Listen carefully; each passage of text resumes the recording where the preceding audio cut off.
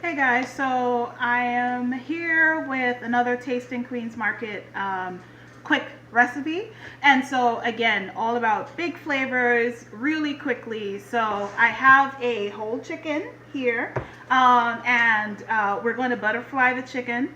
I do not like the word spatchcock. So we're going to butterfly the chicken. I'm going to show you quickly how to do that. And then we're going to build some really big flavors really quickly using Tasting Queens Market. This is the Star Anise noodle sauce. And I want to show you how multi-purpose these ingredients are. So usually this is for stir fries or dipping. If you have dumplings or pot stickers, you can just pour some of this and dip. You can actually use it also as like a salad dressing if you want an Asian flavored salad dressing. But also, I'm going to be using it to roast this chicken. So I'm going to be using, again, the Star Anise noodle sauce. And I'm using 2 tablespoons of that. And then I'm also going to be using the stir fry. Let me make that so you can see. The stir fry seasoning. Because I don't have a lot of time to marinate this chicken, so I need those flavors to permeate the meat really quickly. So I'm going to be using a combination.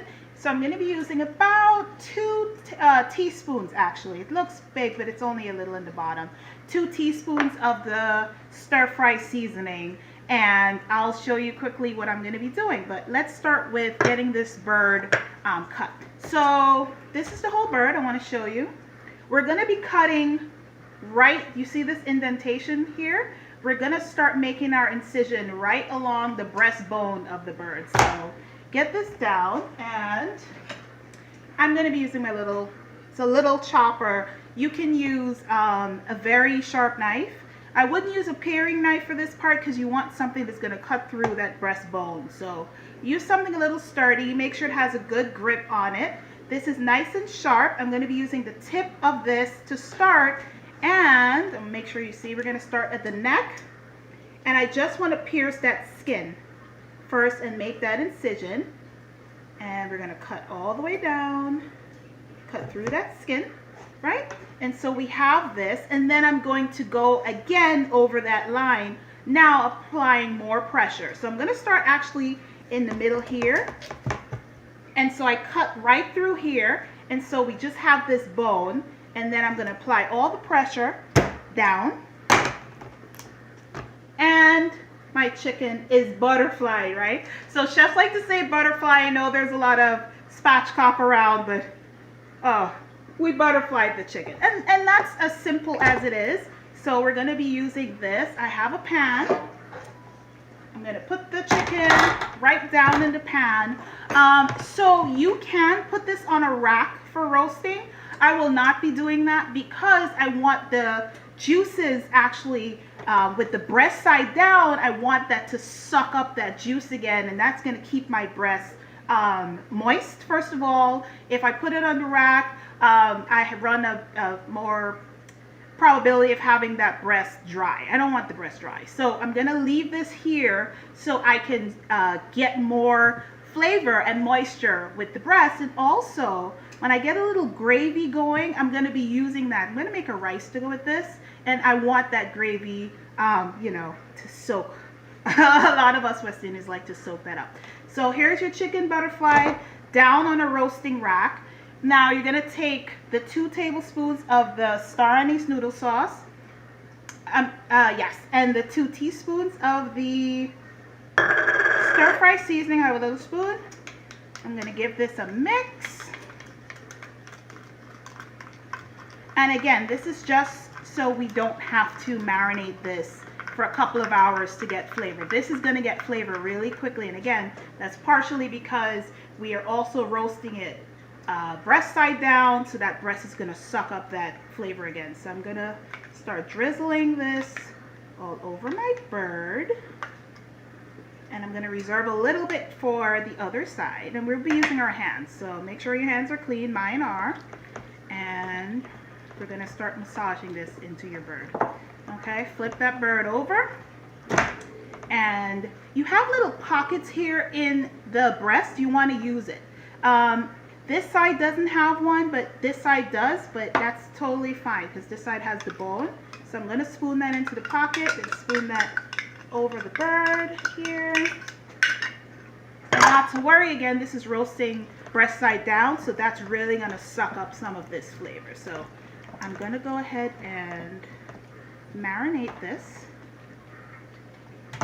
Turn it all the way down, and then we're going to cover this and let it rest for about 10 to 15 minutes, and then it's straight into the oven at 375.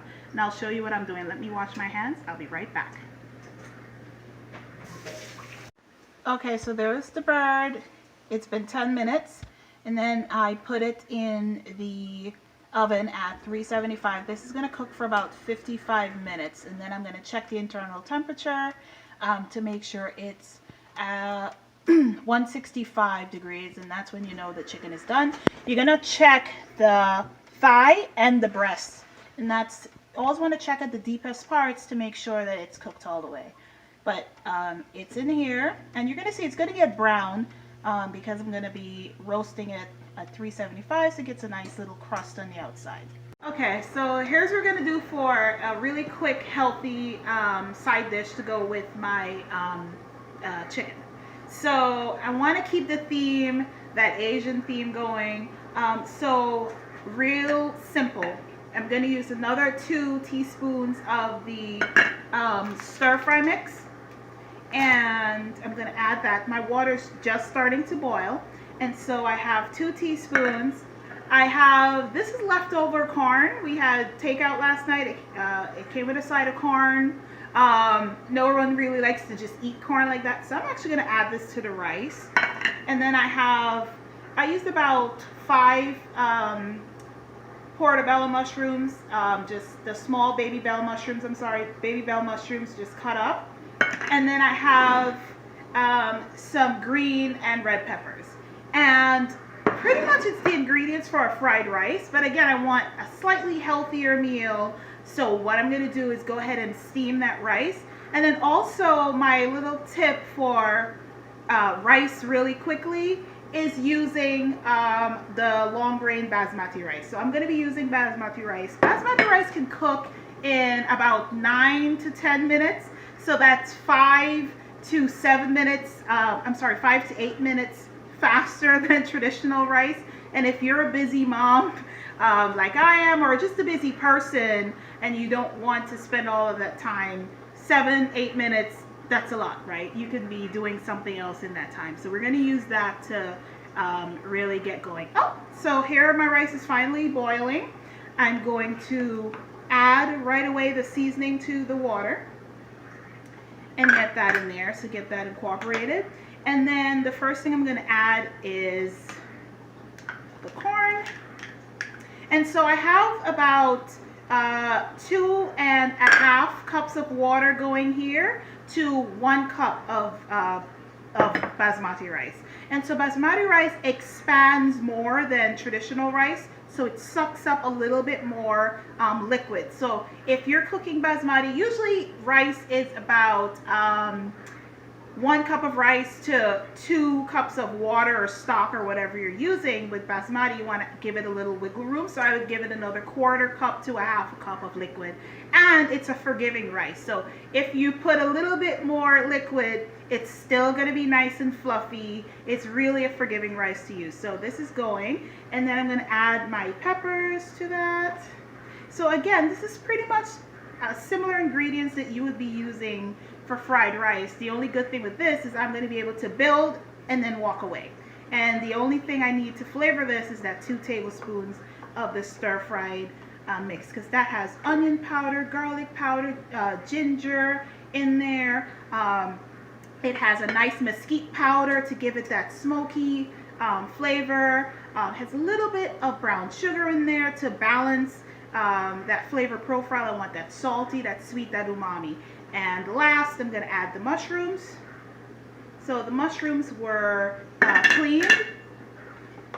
And usually you don't want to wash mushrooms, but it's going to be in water anyway, so if you did wash them, you'll be okay. But usually just take a damp paper towel or a damp rag and just wipe off any dirt that you see. And so this is gonna sit for maybe 30 seconds just until I see those bubbles right there that are starting to pop, because I always want to add my rice to water that's really, really hot, as close to boiling as possible, if not boiling. So once I see those bubbles starting to pop there, I know it's hot enough for me to add my rice.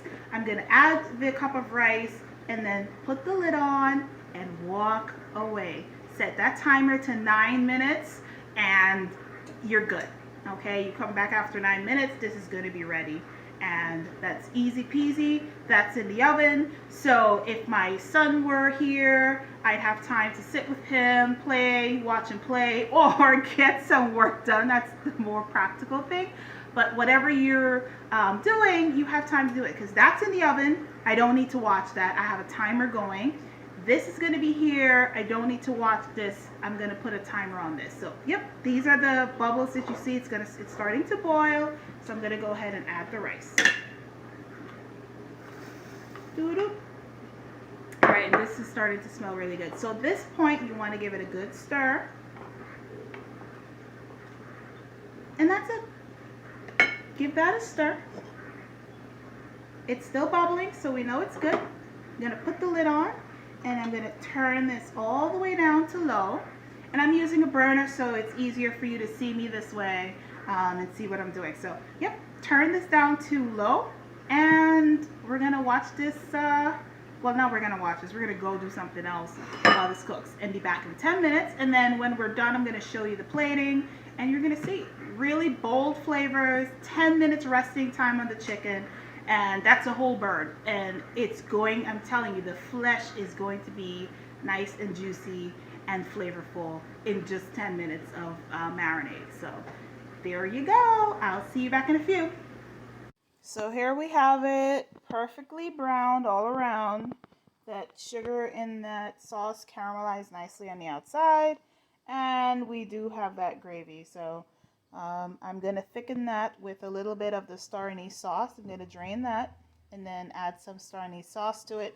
And I'm going to use that as my sauce for the rice. But yeah, so nice and fully cooked, nice and brown all around. So you can see this. And I'll take a photo of the plating. And yeah, there you have it. Really quick, big flavors. So I wanted to show you really quickly. I added about 2 tablespoons of the star anise sauce to the chicken drippings, and this is going to be my nice sauce. It's nice, got a nice body to it. It's not, overly oily, so it's perfect. So I'm going to drizzle this over the chicken when I serve it. So that's really quickly, real quick sauce that we got there. And as you can see, it's more than enough to serve.